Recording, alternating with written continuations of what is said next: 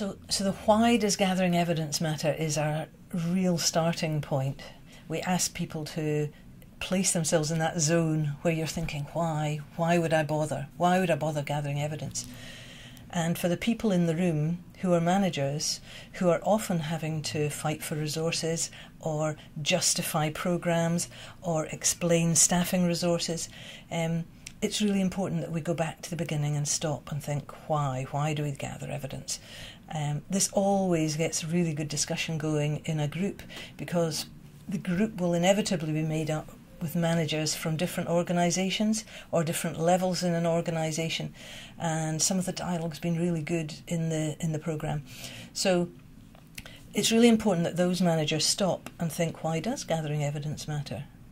I think evidence matters to me in my job because it's about demonstrating the impact. It's about showing that evidence is what we can use to show that we're doing the right thing for the right folk at the right time. We need to be able to demonstrate impact because we're outcome focused. That is what we have to be doing.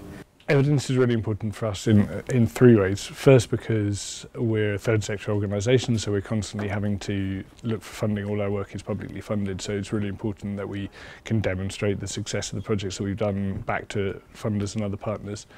Second, it's really important to us as an organisation to allow us to get better, to reflect on our own practice and to work out how we can improve for future. And third, it's really important as a way of, I suppose, validating the achievements of the young people that we work with and gathering the evidence that supports the changes they've managed to make in their lives to their behaviour through the work that we do with them. This is a valuable element to the programme. We cannot expect to receive resourcing if we are not able to explain why something is working. But also if we work to the principle of self-evaluation and knowing how we're doing, if we want as an organisation to know how we're doing, we need to be confident in the evidence. So the evidence for ourselves and the evidence to show others.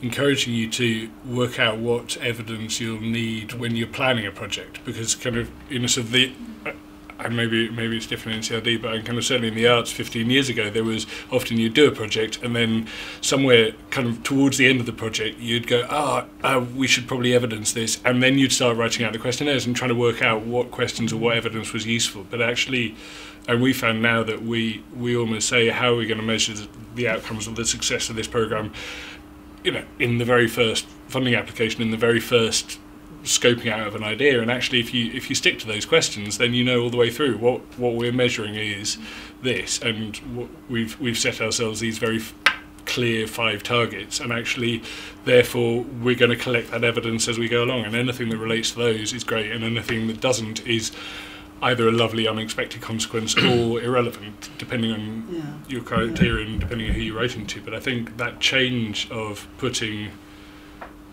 the evidence preparation in the planning process of projects does seem to be a trend, and it's something that kind of clearly makes it much stronger and much more usable. Well, this whole programme is dependent on the interaction between the participants. So really it's group discussion being led by somebody, recording what people are saying on flip chart.